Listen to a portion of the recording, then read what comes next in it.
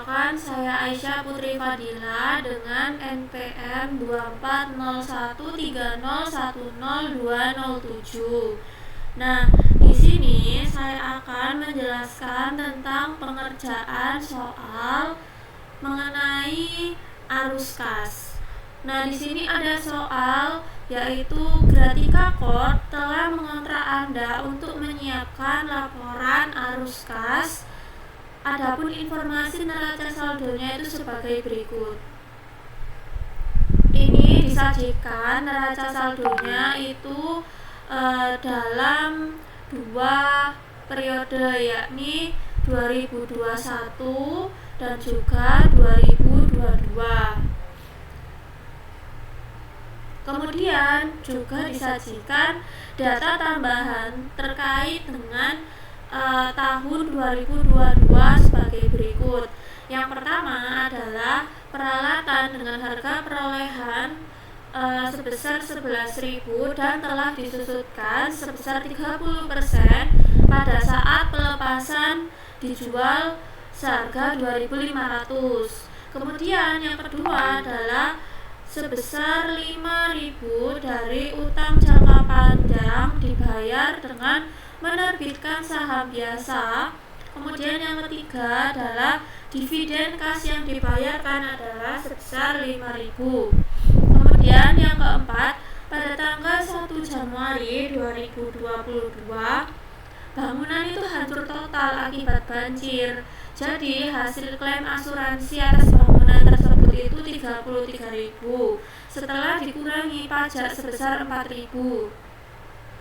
Kemudian yang kelima ada investasi ekuitas non perdagangan dijual dengan harga 1.500 di atas biaya perolehannya. Perusahaan telah melakukan penjualan dan investasi serupa di masa lalu. Kemudian yang keenam adalah kas dan surat utang jangka panjang itu sebesar 16.000 diberikan untuk akuisisi peralatan.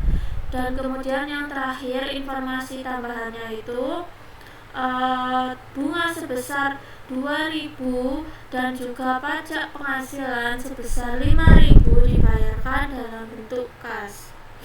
Nah, di sini perintahnya, instruksinya kita disuruh gunakan metode tidak langsung untuk menganalisis informasi di atas dan siapkan laporan arus kas untuk Gratika Corp. Jadi kita disuruh menyiapkan laporan arus kas untuk Gratika Corporation. Jadi sebelum kita tahu tentang sebelum kita menuliskan laporan arus kasnya, pertama-tama kita seperti biasa menyusun awalan untuk laporan arus kas dengan di sini ditulis Gratika Corporation Corp. Kemudian di bawahnya laporan arus kas.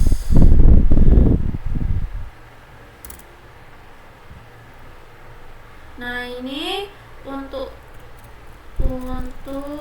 tahun berakhir 31 Desember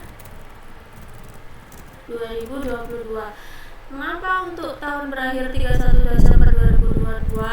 Karena kita data informasi tambahan yang akan kita buat untuk laporan arus kas itu adalah untuk penutupan di tahun 2022 menggunakan metode tidak langsung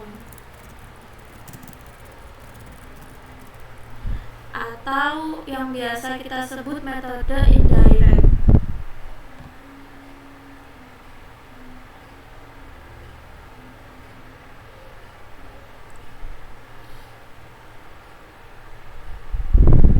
Ini kita atur mergernya.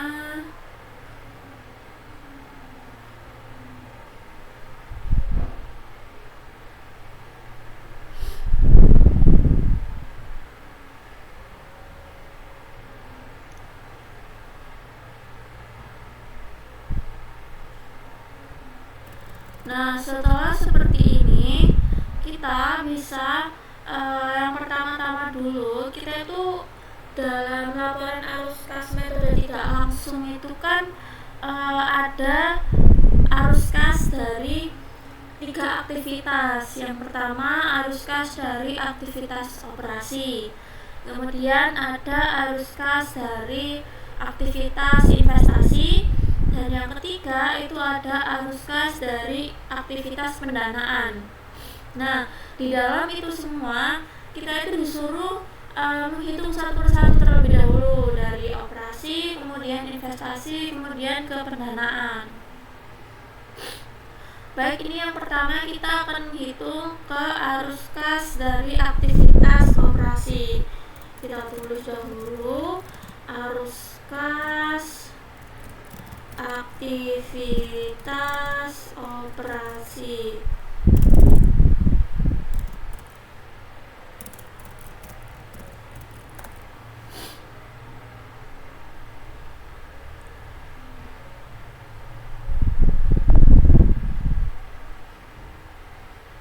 Nah, tentunya sebelum kita itu mencantumkan akun-akun apa saja yang masuk ke dalam arus kas aktivitas operasi ini, kita kan juga harus tahu terlebih dahulu laba bersihnya itu berapa, laba bersih dari laporan yang sebelumnya itu. Nah, untuk laba bersih dari laporan sebelumnya itu, cara menghitungnya kita dapat melihat dari laporannya yang ini sebelumnya yang di soal itu. Nah, di sini kan tidak diketahui laba bersihnya berapa, tapi kita bisa menghitungnya itu dari laba ditahan, saldo laba ditahan. Di sini kan laba ditahan tahun 2021 itu ada 15.000. Sedangkan tahun 2022 itu ada 40.750. Kita itu bisa melihat dari situ. Nah, dengan cara menghitungnya itu berarti laba ditahan itu adalah laba ditahan 2022 ini 40.750 dikurangi laba ditahan 2021 yakni 15.000. Nah, ditambah dengan dividen. Nah, dividennya ini kan 5.000 ya. Dividen kenapa harus ditambah dengan dividen? Karena dividen itu tidak mengurangi laba bersih, tapi dia itu malah menambah laba bersih. Jadi sifatnya dia itu mengurangi laba ditahan, tetapi dia menambah laba bersih. Seperti itu. Jadi untuk laba bersihnya, laba bersih dia ini sebesar, perhitungannya tadi laba ditahan 2022 itu sebesar 40.750.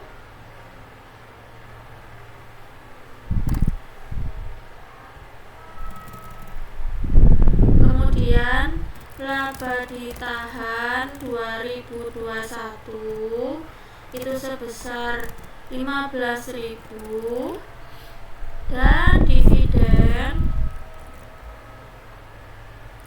itu sebesar 5.000. Jadi 40.750 ini dikurangkan 15.000 dan ditambah dengan dividen yaitu 5.000.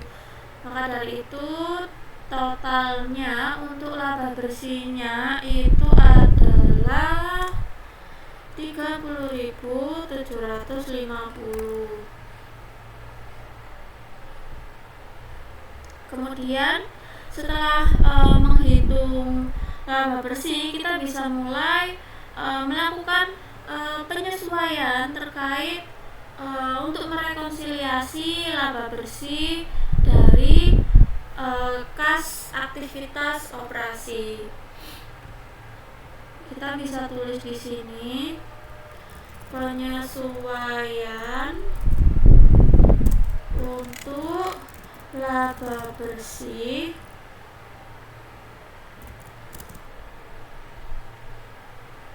dari aktivitas operasi. Nah, penyesuaiannya ini yang pertama kita bisa lihat dari laporan yang sebelumnya. Kita bisa lihat dari soal.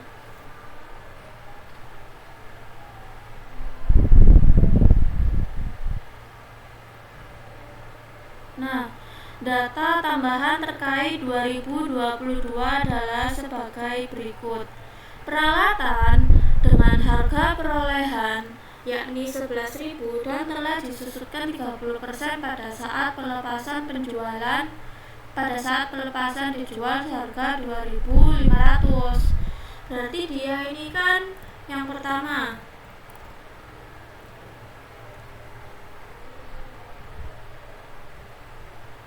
Berarti dia ini adalah harga perolehannya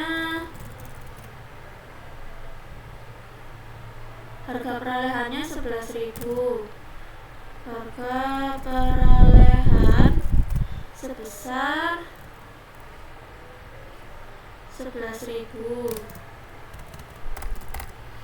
Kemudian penyusutannya itu dan telah disusutkan sebanyak 30%. Berarti penyusutannya 30%.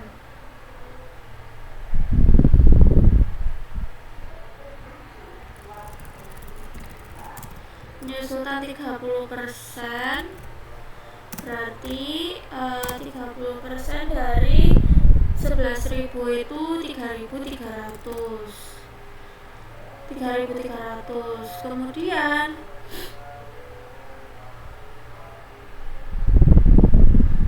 pada saat pelepasan penjualan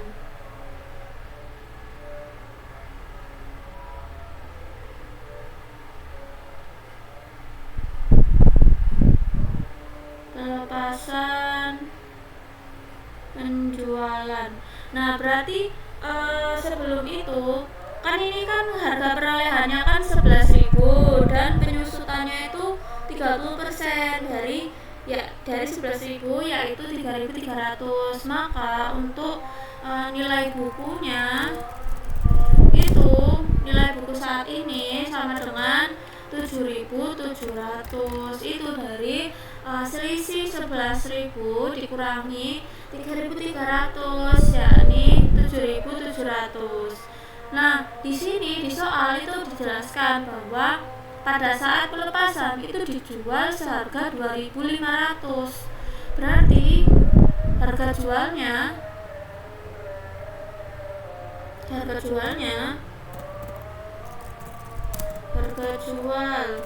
itu sebesar 2.500. Nah, otomatis di sini kita itu mengalami kerugian.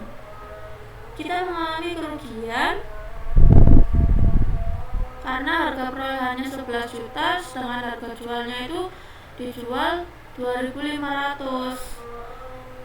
Nah, untuk menghitung berapa kerugiannya itu, kerugian peralatan dari penjualan peralatan itu adalah rumusnya berarti 7.700 kan dia kan nilai buku saat ini ya, nilai bukunya ini terus dijualnya itu dengan harga segini, harga 2.500, berarti ruginya sama dengan 7.700 itu dikurangi 2.500.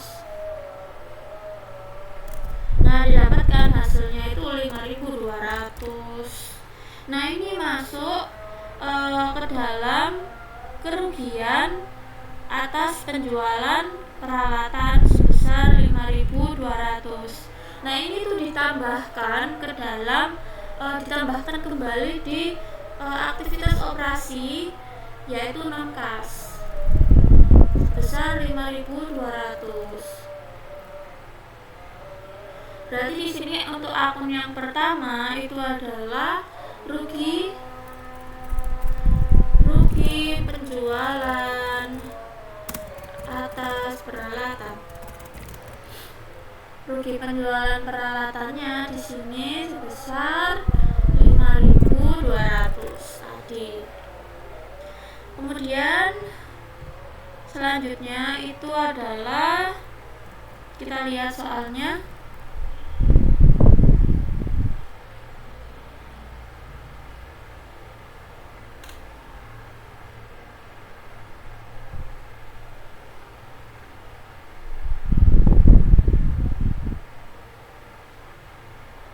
Di sini ada. Nah, kita lihat soalnya. Di bagian soalnya ini tertulis yang aktivitas operasi ini ada di nomor 5. Di nomor 5 ini tertulis bahwa investasi ekuitas non perdagangan itu dijual dengan harga 1.500 di atas biaya perolehannya. Jadi perusahaan telah melakukan penjualan dan investasi serupa di masa lalu. Nah, ini adalah investasi ekuitas yang dijual seharga 1.500 di atas biaya perolehannya. Jadi dia ini masuk langsung ke dalam keuntungan penjualan investasi. Penjualan investasi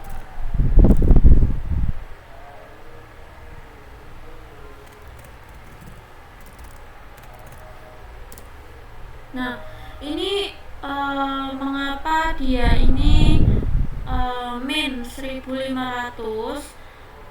Sebenarnya dia ini kan keuntungan penjualan investasi, karena dia kan menjualnya itu di atas harga perolehan sebesar 1.500. Tetapi keuntungannya itu sudah masuk di laba. Jadi harus dikurangi dari operasi seperti itu. Karena kan keuntungan otomatis kan masuknya ke laba. Jadi kalau di arus kas dia itu mengurangi arus kas. Makanya ini nilainya minus. Kemudian kita melihat arus kas operasi, aktivitas operasi, yaitu tentang penyusutan peralatan. Penyusutan peralatan di sini berarti bisa ditulis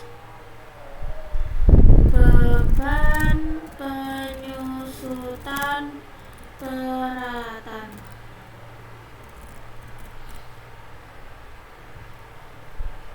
Penyusutan peralatannya ini sebesar berapa? Kita lihat di laporan soalnya. Di sini akumulasi depresiasi peralatannya sendiri di tahun 2021 itu ada 4.500, sedangkan di tahun 2022 itu ada 2.000.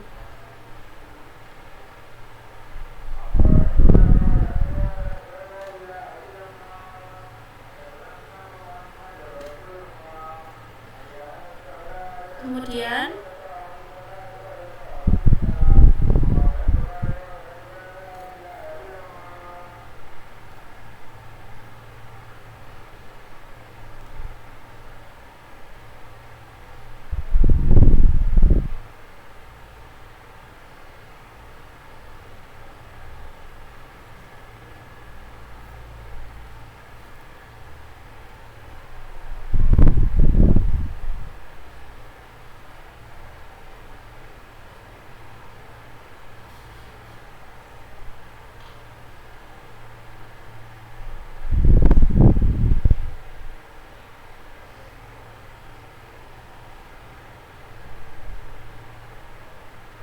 nah, berarti tadi kan 4.500 sama 2.000, berarti selisihnya itu 2.500. Ya, selisihnya itu 2.500.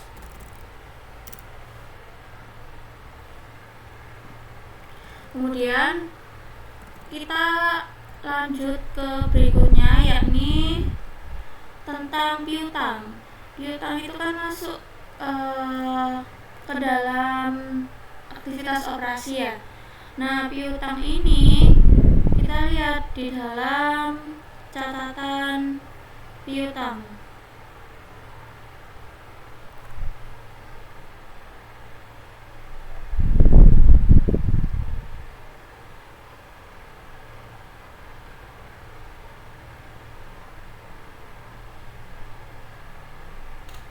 Di dalam catatan piutang ini kita bisa melihat bahwa piutang pada tahun 2021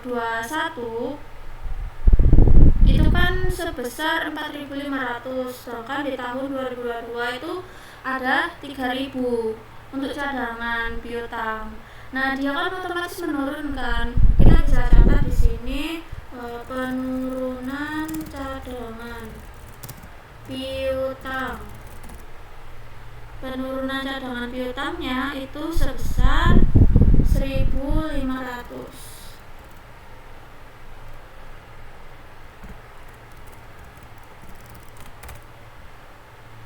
Nah, sebesar 1.500 ini itu karena kenapa dia kok karena dia itu kan mengalami penurunan cadangan, otomatis labanya itu kan naik, jadi itu akan mengurangkan di dalam laporan arus kasnya. Kemudian setelah penurunan cadangan piutang, tentang piutang juga, piutang usaha itu mengalami kenaikan piutang usaha. Nah, untuk kenaikan piutang usaha sendiri ini kita lihat di soal. Nah, piutang usaha ini pada tahun 2021 dia ini 10.000. Kemudian pada tahun 2022 dia ini 12.250. Berarti dia mengalami kenaikan sebesar 2.250. Kenaikan piutang usaha 2.250.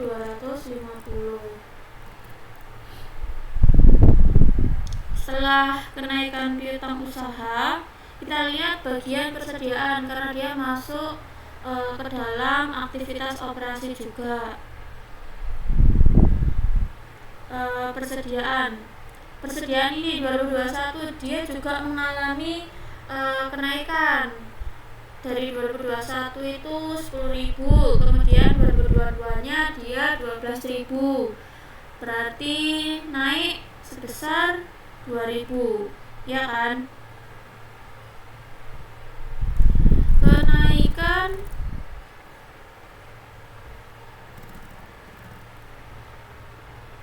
sebentar. Ini saldonya piutang usaha itu dikurang. Karena dianya itu kan piutang ya, kasnya itu belum diterima, jadi harus dikurang.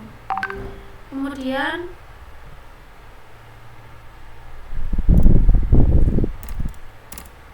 sebentar, ini min 2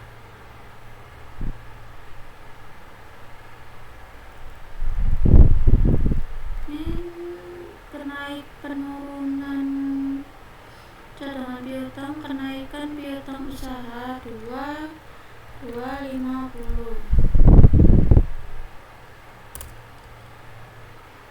Ini itu kenaikan persediaan.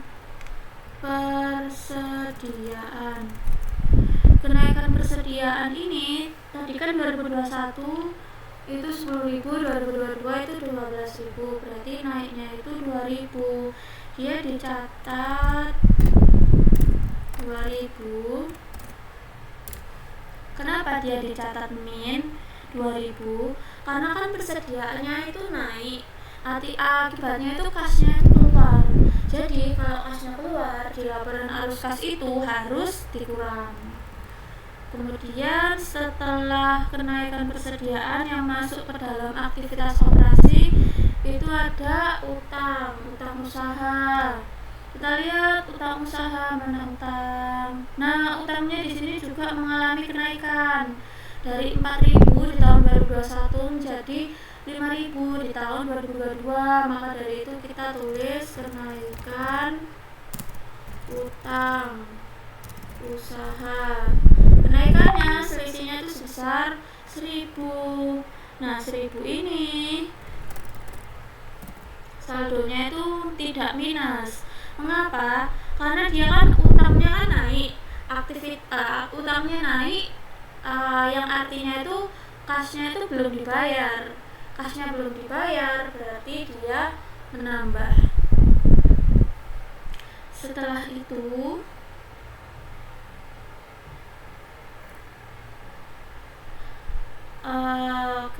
setelah ini kita melihat apa aja juga yang masuk ke dalam aktivitas operasi. Itu ada wesel.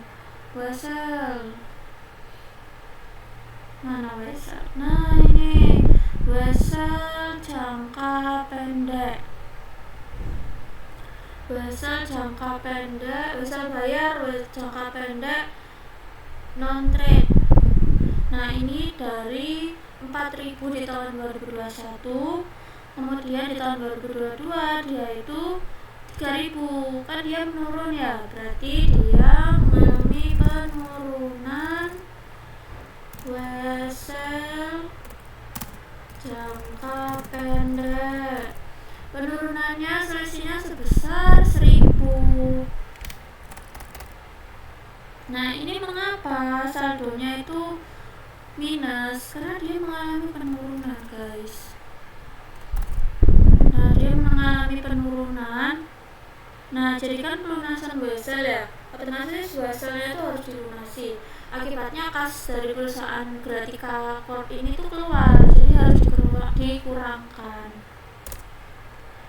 Oke.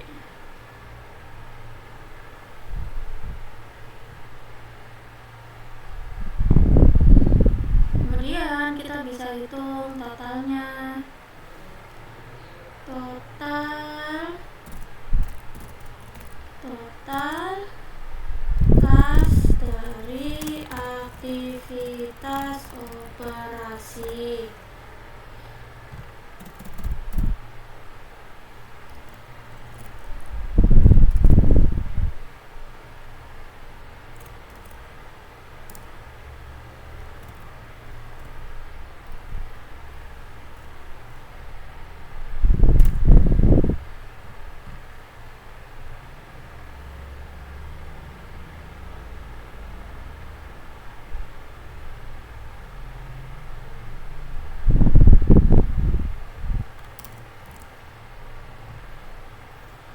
Hitung total kasnya, total penyesuaiannya itu berapa semua. Jadi 5.200 tambah 1.500, terus 2.000, 1.500, terus 2.250, 2.000, 1.000, 2 kali itu dapatkan 19.250.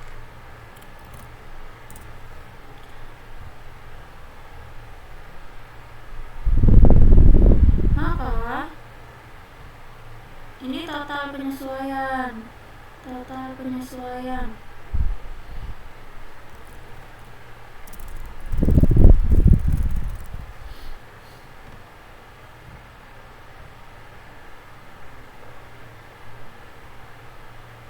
Maka untuk total kas dari aktivitas operasi sama dengan ini. Karena ini sudah min, berarti ini ditambah 19.250. Karena ini udah min kan, min ketemu plus jadi min, yakni 11.500. Itu dari kas operasi. Ini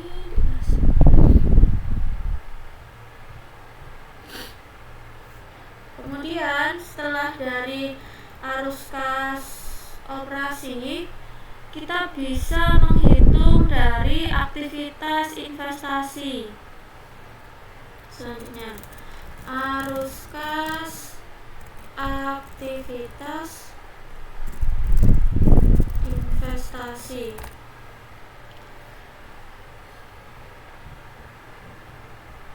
Arus kas aktivitas investasi.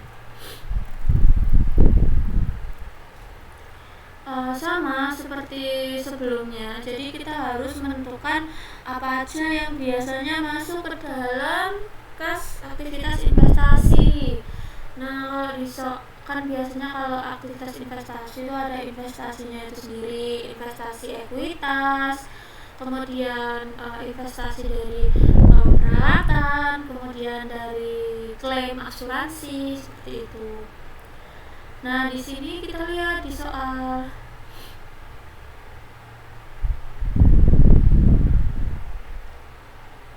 Nah, di sini ada klaim asuransi. Berarti kita bisa masukkan klaim asuransi di sini. Di sini tertulis pada tanggal 1 Januari 2022, bangunan hancur total akibat banjir. Maka hasil klaim asuransi atas bangunan tersebut itu adalah 33.000 setelah dikurangi pajak sebesar 4.000. Berarti ini dia udah bersih ya, karena dia 33.000 ini udah termasuk dikurangi pajaknya, jadi nggak perlu dikurangi lagi. Berarti kita bisa tulis penerimaan klaim asuransi itu sebesar 33.000. Kemudian yang terkait dengan investasi ekuitas,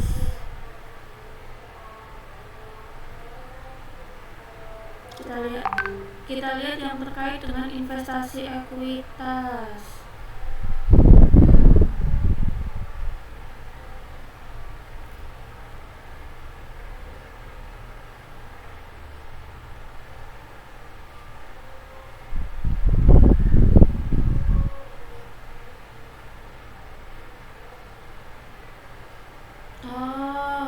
Investasi ekuitas di sini dijual seharga ini di atas biaya perolehannya.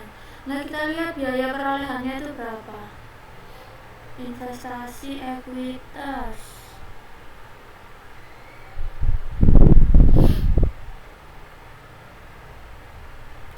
Nilai buku dari ekuitas mana ya? Investasi. Oh, ini. Investasi ini 3.000. Ya kan? Nah, begini teman-teman, kan ini tadi kan sudah dijelaskan di informasi tambahan bahwasannya investasi ekuitasnya non perdagangan itu dijual seharga 1.500 di atas biaya perolehan. Nah, biaya perolehannya tadi kan 3.000. Ini investasi ekuitas non trading 3.000.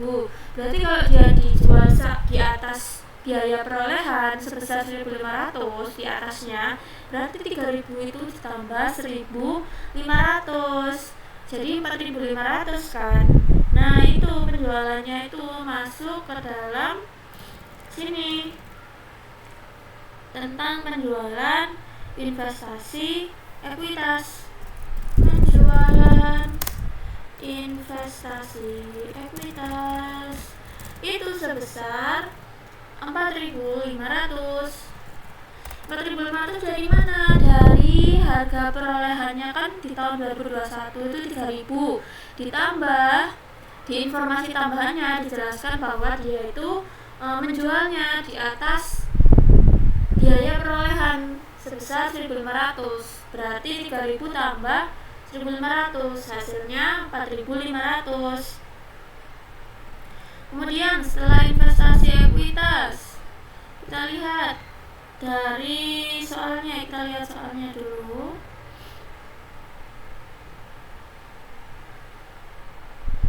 Nah, ini peralatan dengan harga perolehan 11.000 telah disusutkan sebesar ini. Pelepasannya itu dijual seharga 2.500. Ini masuk ke dalam kas aktivitas investasi, karena dia tadi kan yang aktivitas operasi itu kita tadi menghitungnya itu kan rugi atas penjualannya. Sekarang kita menghitung penerimaan kasnya berapa. Nah ini kan dijualnya itu seharga 2.500, berarti yang masuk ke kita itu sebesar 2.500. Berarti kita tulis penjualan atas peralatan yang dijual itu sebesar 2.500. Kalau tadi kan di operasi kita menghitung ruginya, selisihnya. Kalau ini kita menghitung yang masuk ke dalam kas kita itu apa aja. Kemudian setelah ini kita lihat soalnya.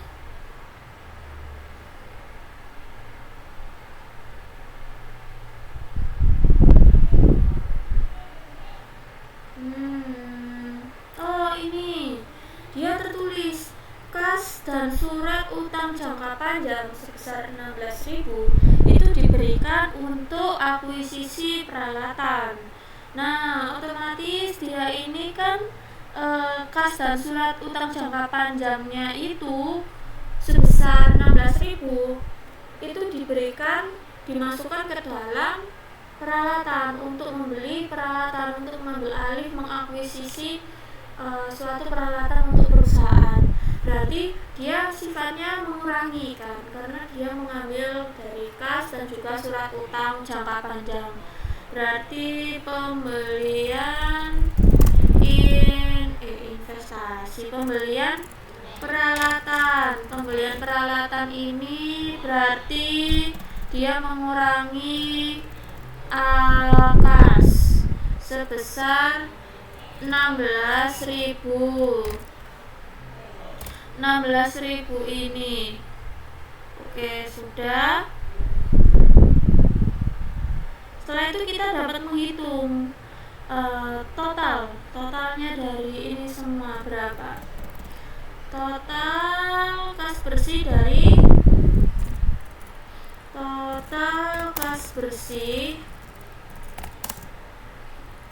aktivitas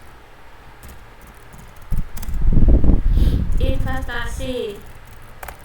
Total kas bersihnya kita hitung di sini.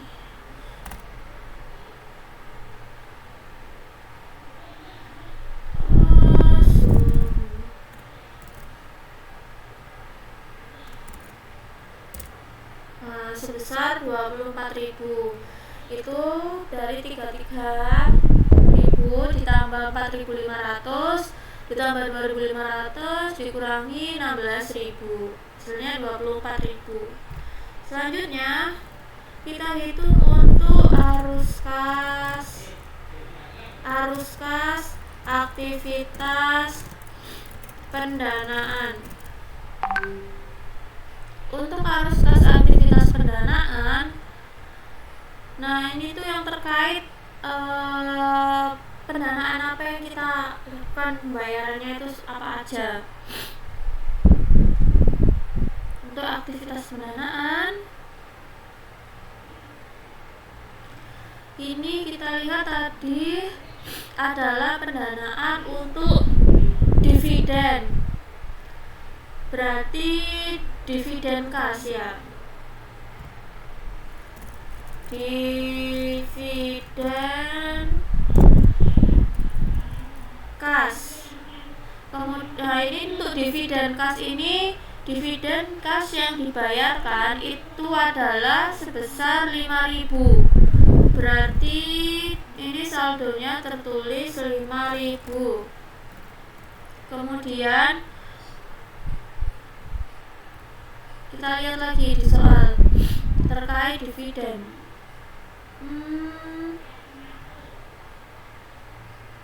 Dividen ini bukan utang, dividen ini tadi udah dimasukkan ya, utang tadi. Terus ini udah. Oh, pendanaan ini nomor 2, sebesar 5.000 dari utang jangka panjang dibayar dengan menerbitkan saham biasa. Berarti dia ini termasuk penerbitan saham, itu masuk ke dalam pendanaan, ya kan? Itu sama juga kayak tadi masuk ke dalam dividen kas. Jadi ini tidak perlu masuk ke dalam laporan arus kas, tetapi dia termasuk non kas, tapi hanya diungkapkan saja. Oke, setelah itu berarti kas bersih total kas bersih dari aktivitas pendanaan itu, oh ya, karena dia kan membayar ya, pembayaran, karena dia membayar berarti dia dikurangi, maaf ya teman-teman, lupa. Berarti dia totalnya tetap 5.000.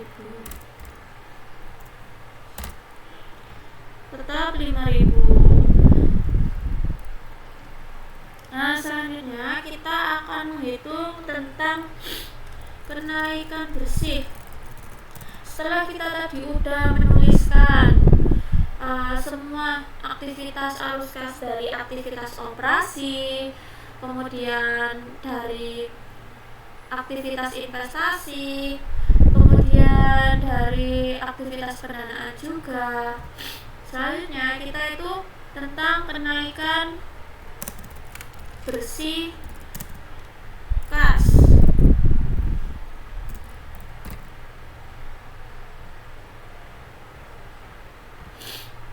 Kenaikan bersih kas. Nah, ini secara keseluruhan.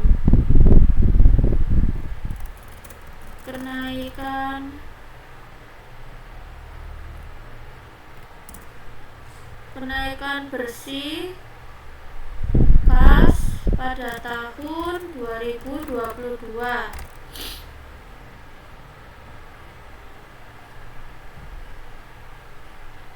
Untuk kas awal tahunnya sendiri, kenaikan kas awal tahun. Nah, untuk menghitung seberapa besar kenaikan bersih kas 2022 itu kita harus tahu kas awal tahunnya pada 1 Januari ya, 31 Desember 2021, atau bisa kita tulis 1 Januari 2022, 1 Januari 2022. Kemudian kas akhir tahun yakni 31 Desember 2022 sesuai dengan periode pelaporan. Nah, di sini kas awal tahunnya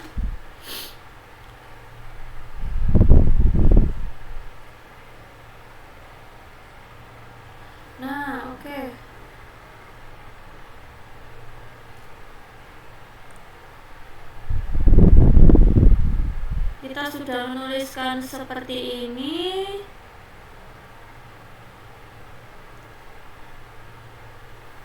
Oke, kita bisa lihat dari laporan-laporan yang sebelumnya.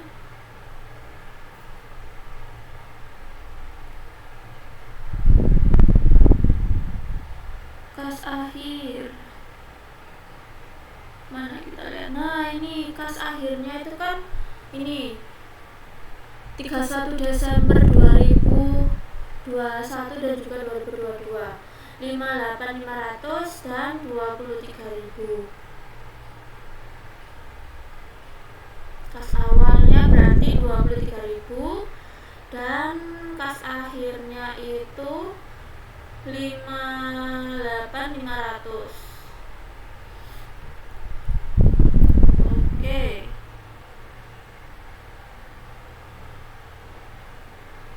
Setelah ini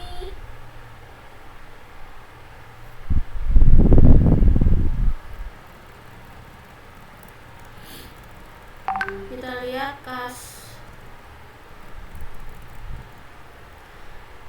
awalnya tadi 23.000, kemudian kas akhirnya tadi 58.500.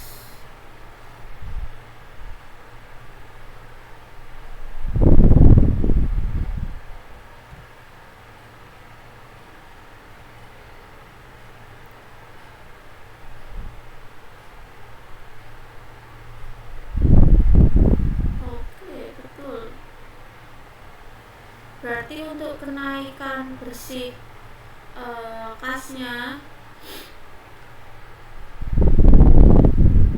itu selisih dari ini dikurangi ini.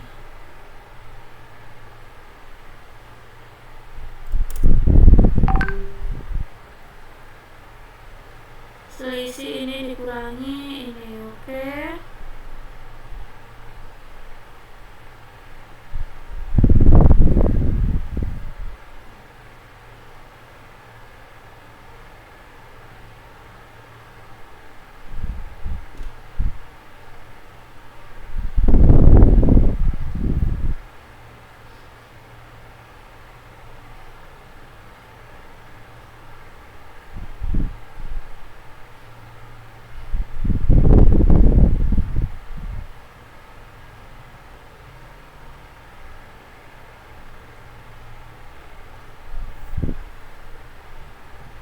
Oke, sudah. Jadi ini adalah laporan arus kas untuk Gratika Corp. Laporan arus kas untuk Gratika Corp itu seperti ini.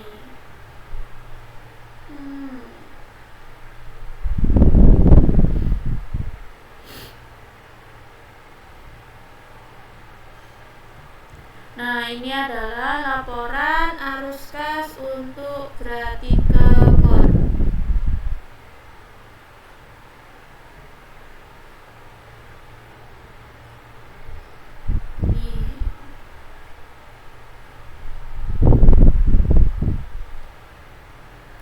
Oke, selanjutnya kan karena soal nomor 1 ini sudah kita bahas tentang Gratika Corp dan juga penyesuaiannya, ini semua sudah kita bahas, maka kita bisa lanjut untuk soal nomor 2.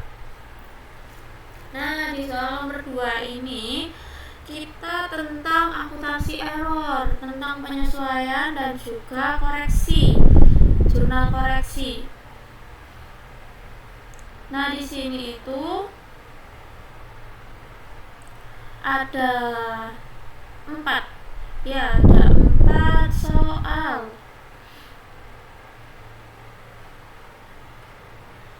Dengan soal yang pertama kita baca terlebih dahulu.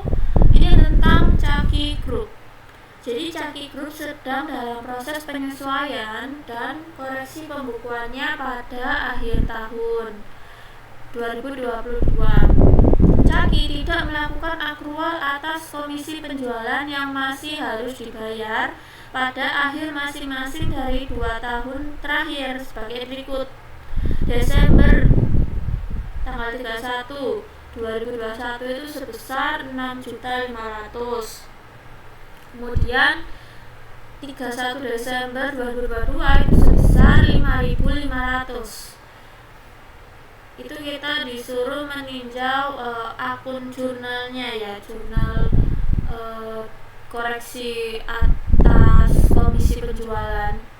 Kemudian untuk soal kedua, dalam meninjau persediaan per 31 Desember 2022, Caki menemukan kesalahan dalam prosedur pencatatan persediaan yang telah menyebabkan jumlah persediaan selama 3 tahun terakhir itu tidak benar. Sebagai berikut, Caki telah membuat pencatatan yang menetapkan jumlah persediaan per 31 Desember 2022-nya itu salah, yakni yang 2020 itu dia understated, jadi dia di bawah rata-rata, yaitu 26 juta. Kemudian 2021 dia juga understated atau di bawah rata-rata sebesar 29 juta. Kemudian di tahun 2022 dia itu overstate. Nah, itu di atas rata-rata, terlalu berlebih, yakni 16.700.000. Kita nanti juga membuat jurnalnya juga. Kemudian untuk soal jurnal koreksinya ya. Untuk soal ketiga itu adalah pada tanggal 31 Desember 2022, Caki memutuskan untuk mengubah metode penyusutan atas peralatan kantornya dari metode saldo menurut ganda atau double declining balance menjadi metode garis lurus straight line. Peralatan tersebut memiliki harga perolehan awal sebesar 100 juta ketika dibeli pada tanggal 1 Januari 2020. Nah, peralatan tersebut memiliki masa manfaat 10 tahun dan memiliki nilai residu. Beban penyusutan yang telah dicatat sebelum tahun 2022 dengan metode saldo menurun ganda adalah sebesar 36 juta. Caki telah mencatat beban penyusutan tahun 2022 sebesar 12.800.000 dengan menggunakan metode saldo menurun ganda. Ini juga kita harus mencatat penyusutan tentang penyusutan peralatan kantor. Kita harus mencatat jurnal koreksinya. Kemudian nomor 4, sebelum tahun 2022, Caki mencatat pendapatan dari kontrak konstruksi jangka panjang dengan menggunakan metode pemulihan biaya atau cost recovery basis. Pada awal tahun 2022, Caki mengubah metode pencatatan menjadi metode persentase penyelesaian atau percentage of completion basis untuk tujuan akuntansi. Namun untuk tujuan perpajakan, Caki tetap menggunakan metode pemulihan biaya. Pendapatan tahun 2022 itu telah dicatat dengan menggunakan metode persentase penyelesaian sebagai berikut. Jadi ini pre-tax income from percentage of completion dan juga untuk metode cost recovery-nya. Nah, instruksinya kita disuruh menyiapkan jurnal yang diperlukan pada tanggal 31 Desember 2022 untuk mencatat koreksi dan perubahan di atas. Buku masih terbuka. Ini yang perlu di-highlight, buku masih terbuka. Untuk tahun 2022, tarif pajak penghasilannya itu 40%. Caki belum mencatat beban pajak penghasilan dan jumlah pajak terutama tahun 2022, sehingga dampak pajak tahun berjalan dapat diabaikan. Dampak pajak tahun-tahun sebelumnya itu dipertimbangkan pada butir 4.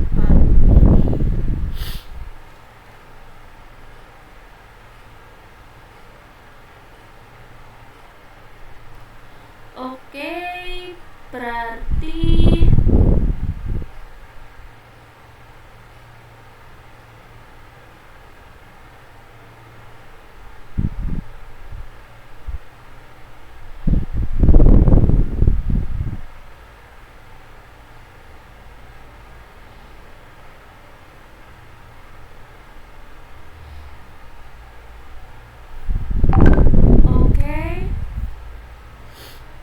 setelah kayak seperti ini, kita bisa mulai membuat jurnal koreksi atau mengerjakan soalnya ya. Nah, di sini. Untuk soal pertama, akrual atas komisi penjualan yang masih harus dibayar, dan bukunya ini masih dibuka, berarti belum dicatat ya. Soal 1,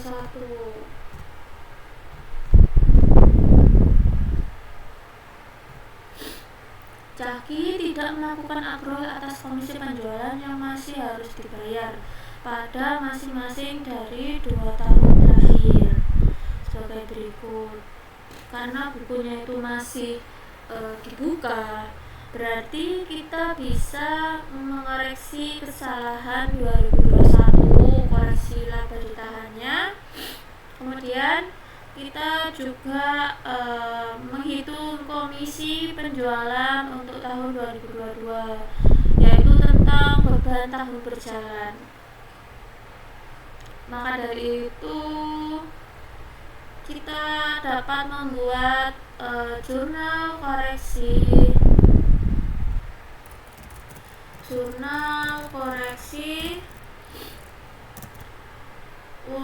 per 31 Desember 2022. Jurnal koreksinya kan karena yang 2021 ini dia itu untuk mengoreksi laba ditahannya, karena Caki ini tidak melakukan akrual atas komisi penjualan dan itu masih harus dibayar. Nah, karena dia tidak melakukan akrual atas komisi penjualan, berarti pada tanggal 31 Desember 2021 itu sebesar 6.500.000, dia itu kita akan mengoreksi laba ditahannya. Maka dari itu, mengoreksi laba ditahannya untuk yang pertama itu laba ditahan. Nah, laba ditahan pada utang komisi penjualan. Mengapa pada utang komisi penjualan? Karena di sini tertulis akrual atas komisi penjualan yang masih harus dibayar, berarti dia belum membayar sepenuhnya. Dia belum membayar semuanya, jadi dia masih punya utang, seperti itu. Itu sebesar 6.500.000.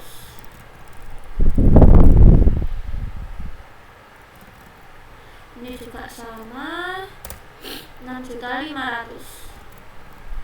Kemudian kita juga melakukan pencatatan untuk koreksi beban tahun berjalannya, yaitu 31 Desember 2022. Karena dia ini adalah bentuk komisi penjualannya, jadi kita ada namanya beban komisi penjualan. Beban komisi penjualan pada utang komisi penjualan. Utang komisi penjualan ini sebesar saldonya tadi sebesar 5.500.000. 5 juta ini sama. Oke, soal nomor 1 sudah. Kemudian ada soal nomor 2. Kita lanjut ke soal nomor 2.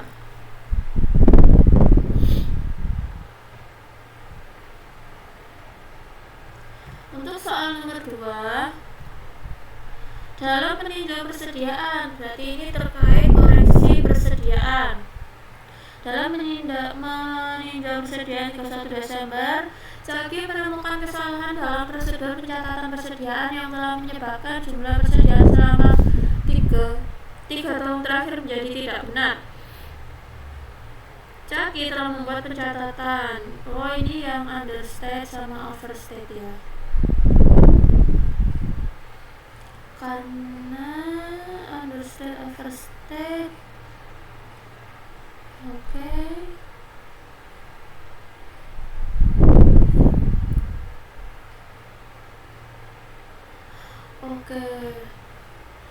Oke, baik. Di sini karena dia itu pada tahun 2020 dan 2021 dia itu understate, sedangkan pada tahun 2022 itu dia itu overstate, maka kita harus menghitung dampaknya terlebih dahulu.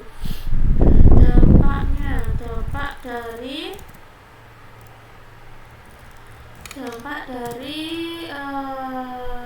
pencatatan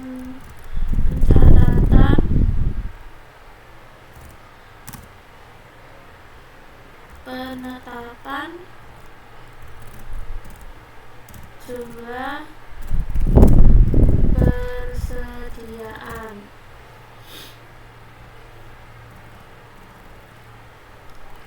Nah, dampaknya ini biasanya itu pada laba ditahan. Jadi nanti pada akhir periode 2022 laba ditahannya itu ada dampak dari kesalahan pencatatan 3 tahun ini tadi berturut-turut, 2020, 2021 sampai 2022.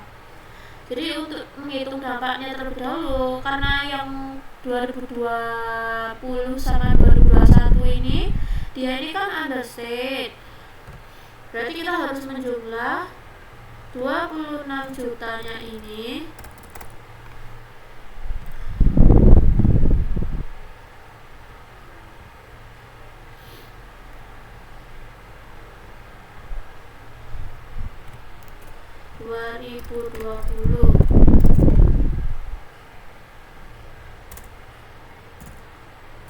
tahun 2020, tahun 2021,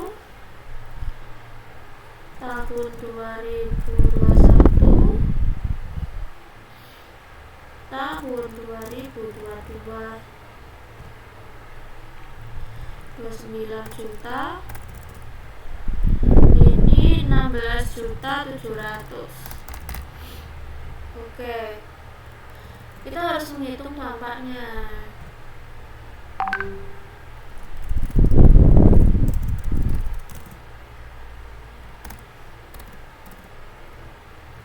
Dampaknya itu berarti ini dengan menambah tahun 2020 ditambah tahun 2021, kemudian dikurangi dengan tahun 2022 karena dia overstate, karena dia beda sendiri ya, 16.700.000. Kita enter. Nah, hasilnya adalah 38.300.000. Dampaknya sebesar ini. Setelah itu jangan lupa di bawah ini disebutkan bahwasanya ini tarif pajak penghasilan adalah 40%. Berarti kita harus menggunakan menghitung pajak tangguhannya itu berapa. Pajak tangguhan. Nah, pajak tangguhan ini dari 38.300.000 itu sebesar kan 40% ya, 40% sama dengan 38.300.000 dikali 40% itu hasilnya 15.320.000. Jadi dia harus membayar pajak sebesar 15.320.000. Maka dari itu kita bisa langsung membuat jurnal koreksinya. Jurnal koreksi untuk 31 Desember 2022 ya. Berarti dia ini kan tadi kan kesalahan pencatatan persediaan, maka dari itu debitnya adalah persediaan. Kemudian dia harus membayar pajak, ya kan, pajak tangguhannya juga nih. Pajak tangguhannya itu adalah berarti pajak tangguhan.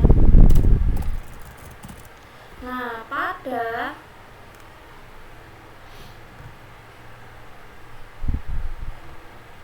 pada laba ditahan. Mengapa pada laba ditahan? Karena dari kesalahan pencatatan ini itu kan mempengaruhi jumlah laba ditahan. Maka laba ditahan itu harus dikreditkan. Kreditnya itu dengan saldo total dampaknya ini tadi 38.300.000.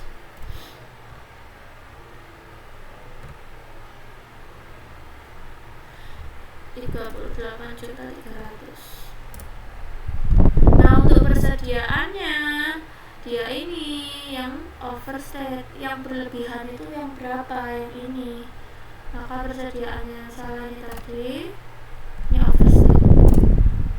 Kemudian untuk pajak tangguhannya itu sebesar ini nih, 15.320.000. 15.320.000.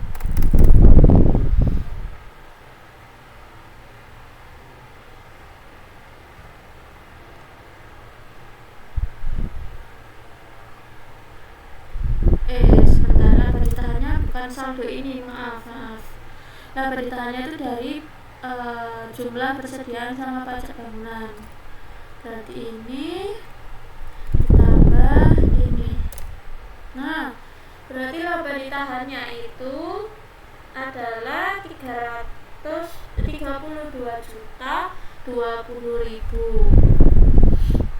Oke, soal nomor 2 sudah selesai. Sekarang lanjut ke soal nomor 3. Soal nomor 3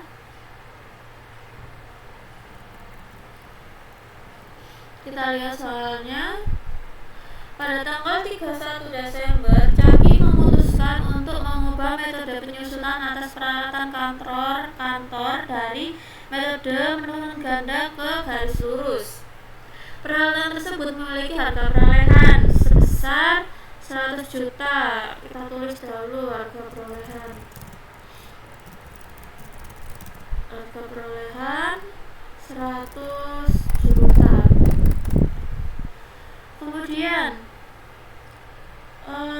ketika dibeli pada tanggal 1 Januari, peralatan memiliki masa manfaat 10 tahun. Masa manfaat ini 10 tahun. Kemudian dan tidak memiliki nilai residu. Beban penyusutan yang telah tercatat sebelum tahun 2002 metode saldo menurun ganda itu 36 juta. Penyusutan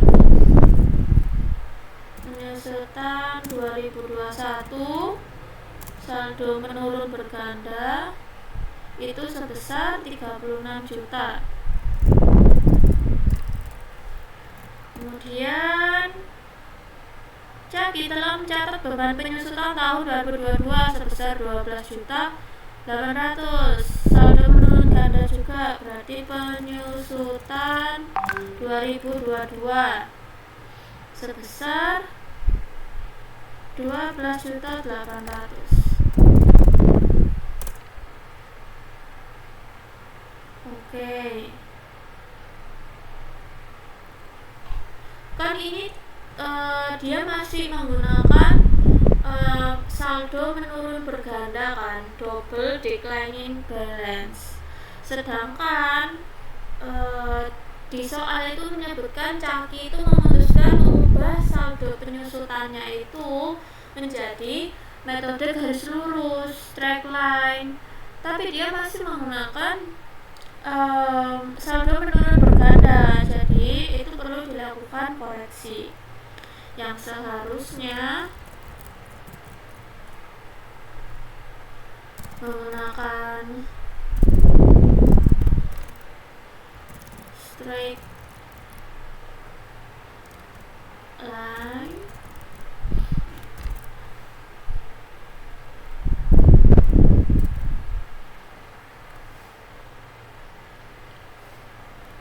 kita menghitung beban per tahunnya dulu. Seharusnya kan straight line. Nah, beban per tahun itu dari biaya perolehan 100 juta. Biaya perolehan 100 juta itu dibagi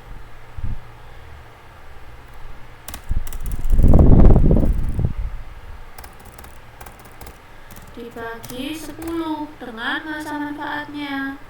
karena kita mau menghitung per tahunnya untuk setiap 1 tahun. Didapatkan hasilnya itu berarti 10 juta.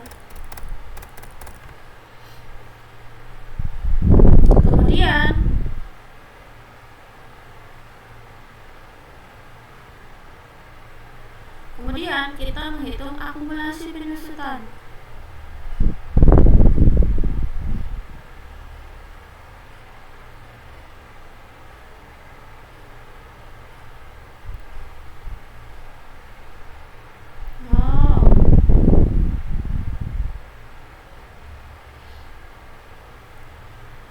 Kita menghitung akumulasi penyusutan.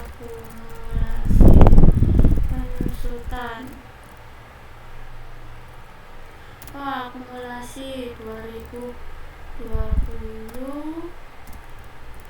sampai 2021 itu sebesar 20.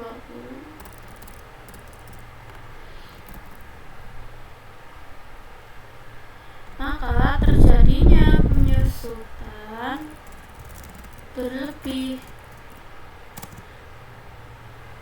sebelum tahun 2022. Jadi yang seharusnya dia itu 36 juta dikurangi 20 juta itu hasilnya sama dengan 16 juta. Oke.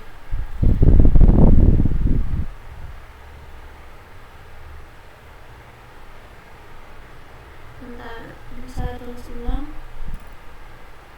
36 juta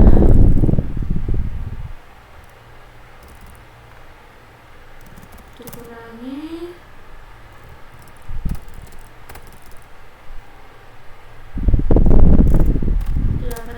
16. Nah, seperti ini. Setelah itu kita dapat menghitung pajak. Ya, jangan lupa pajaknya. Itu kita juga tetap harus ngitung pajaknya.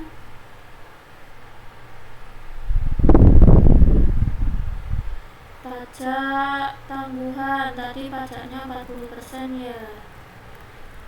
Pajak 40%.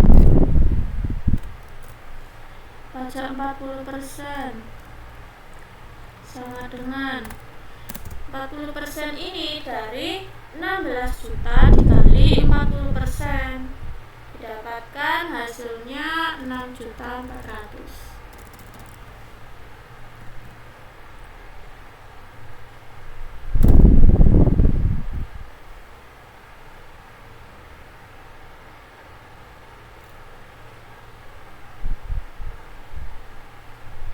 Nah, setelah menghitung pajaknya, kita dapat menghitung dampak setelah pajak.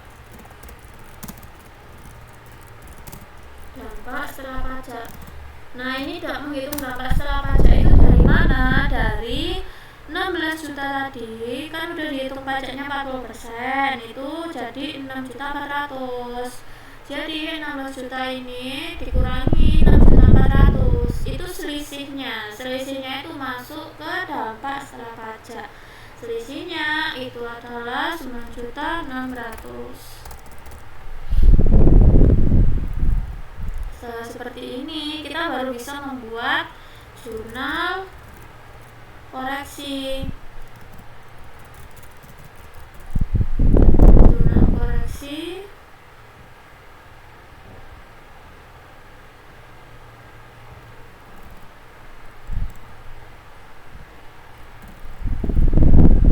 Dengan akunnya, berarti dia terkait penyusutan peralatannya. Jadi terkait akumulasi debitnya itu akumulasi penyusutan peralatan pada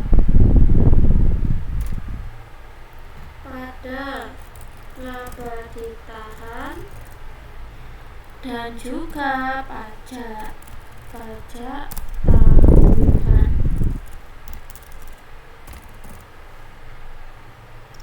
Akumulasi penyusutannya tadi berapa di sini? 16 juta. Oke, kita tulis 16 juta. 16 juta. Kemudian laba ditahannya, tadi kita sudah menghitung laba ditahannya, ini dapat setelah pajaknya. Kalau tadi kita menghitung kan yang strike double declining kan ini, tapi kalau ini kita menggunakan metode yang sudah straight line, metode garis lurus, berarti laba ditahannya ditemukan 9.600.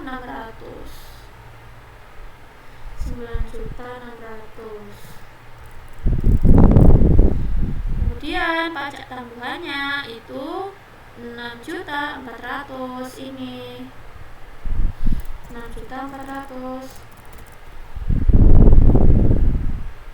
Sudah, jurnal koreksinya seperti ini. Kemudian kita bisa masuk ke soal nomor 4. Per mana ya?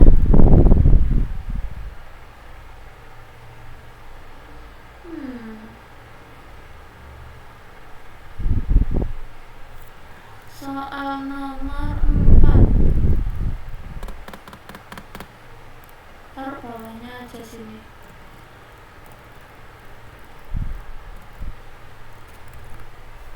Soal 4.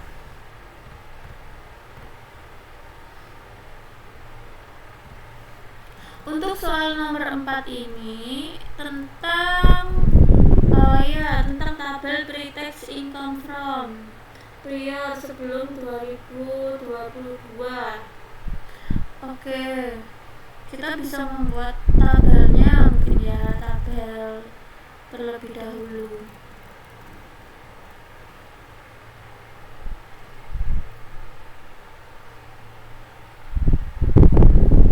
Untuk tabelnya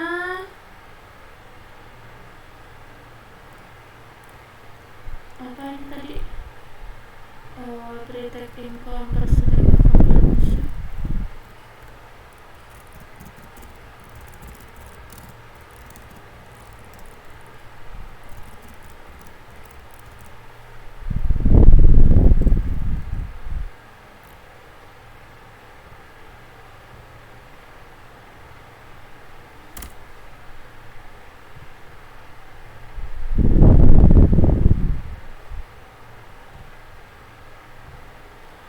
Dan cost recovery.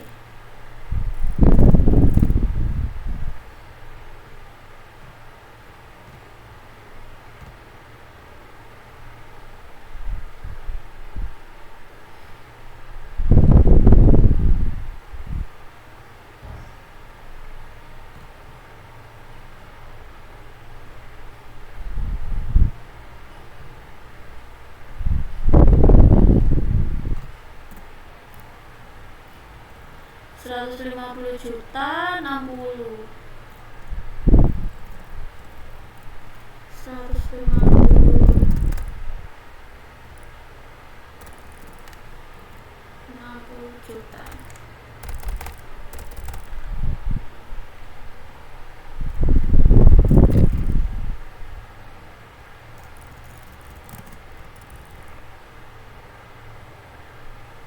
Oke, ini 105 ya, sama 20 juta.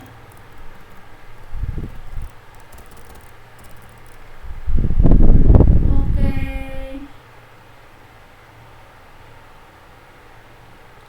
nah setelah kita membuat tabelnya seperti ini, kita itu dapat menghitung ini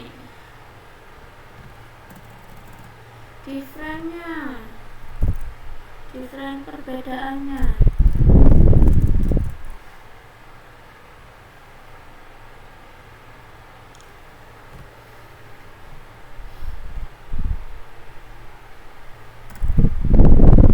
Dari ini dikurangi ini.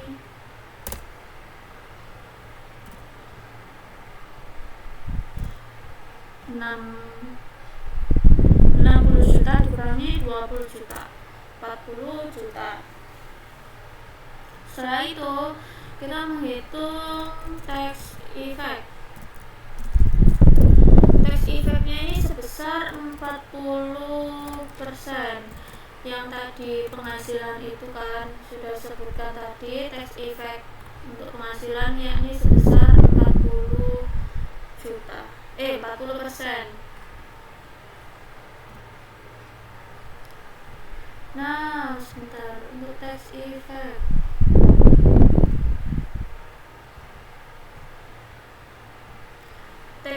ini dihitung 40% dari angka difference. Jadi sama ini dikali 40%, didapatkan 18 juta. Ini juga ini didapatkan 16 juta.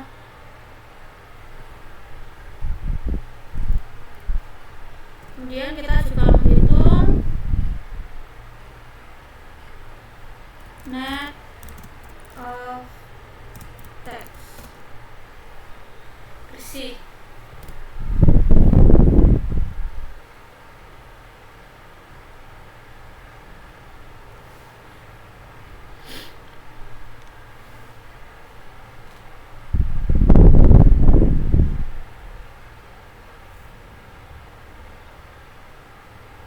Untuk menghitung net of tax-nya sendiri itu didapatkan dari selisih, ya, dari selisih yang sebelumnya.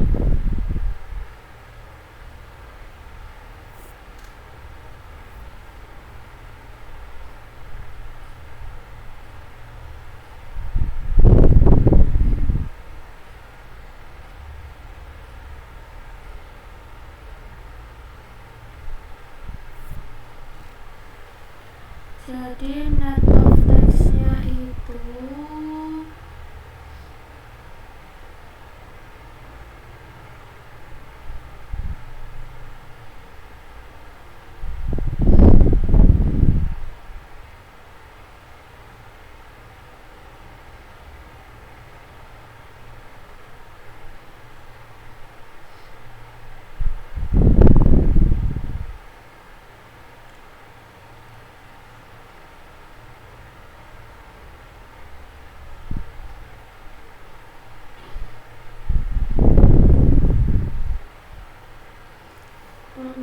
kemudian kita sudah menghitung seperti ini,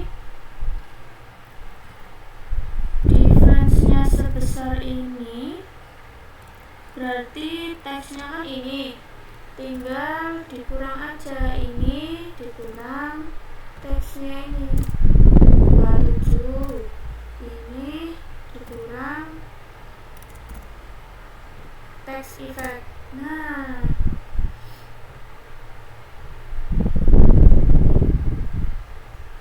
oke, setelah menemukan seperti ini,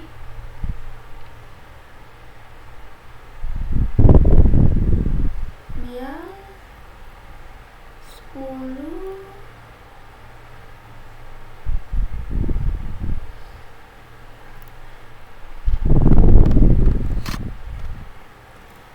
kita disuruh menghitung apa ini. Jadi belum mencatat beban pajak penghasilan dan jumlah pajak tentang tahun dampak tahun berjalan yang dapat diabaikan. Dampak pajak tahun berjalan itu sebesar ini. Oke. Oh, berarti kita harus mencari perbedaan dari percentage of completion sama cost recovery. Oke, yang pertama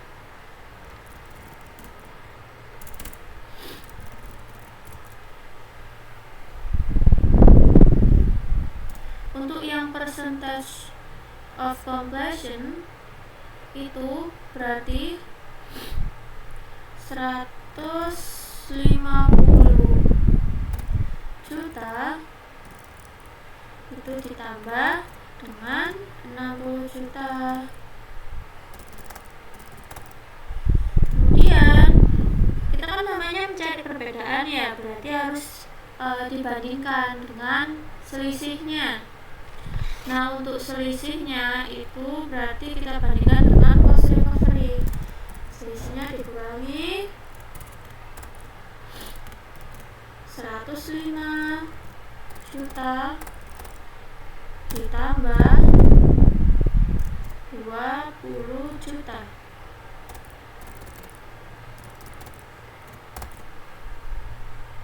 Nah, kalau sudah seperti ini didapatkan hasilnya itu ini 210 juta dikurangi 105 tambah 20 125 juta. Nah,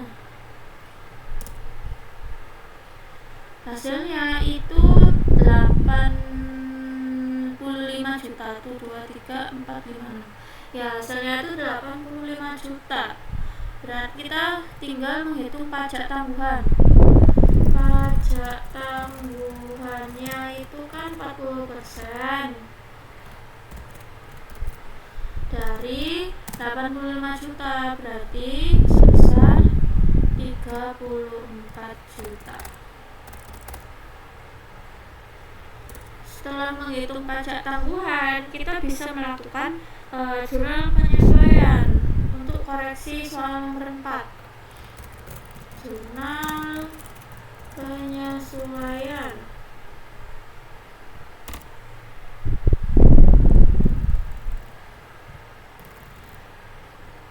Untuk jurnalnya, nah sudah.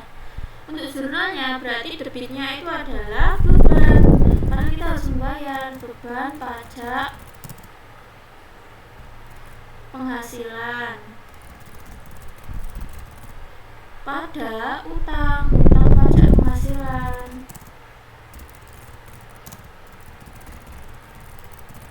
Beban pajak penghasilannya ini sebesar 34 juta ini. Begitu juga utang pajak penghasilan. Nah, seperti ini. Jadi untuk jurnal penyesuaiannya itu kita itu disuruh menjurnal apabila dia itu beralih dari double declining ke straight line. Kira-kira itu berapa? Nah, karena kita perlu membayar pajak penghasilan, maka dia debitnya beban karena akan mengurangi kas.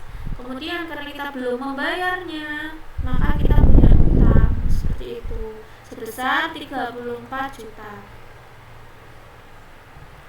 Jadi untuk penjelasan dan juga pembahasan soal nomor 2 ini sudah selesai. Ini soal nomor 1, nomor 2, nomor 3, dan nomor 4 sudah selesai. Sekian penjelasan soal 2 soal dari saya Aisyah dengan NPM akhir 207 meminta maaf dan juga mengucapkan terima kasih karena sudah mendengarkan video ini, dan juga meminta maaf apabila ada kesalahan dalam perhitungan saya atau dalam penjelasan saya menjelaskan jawaban soalnya. Saya akhiri. Wassalamualaikum warahmatullahi wabarakatuh.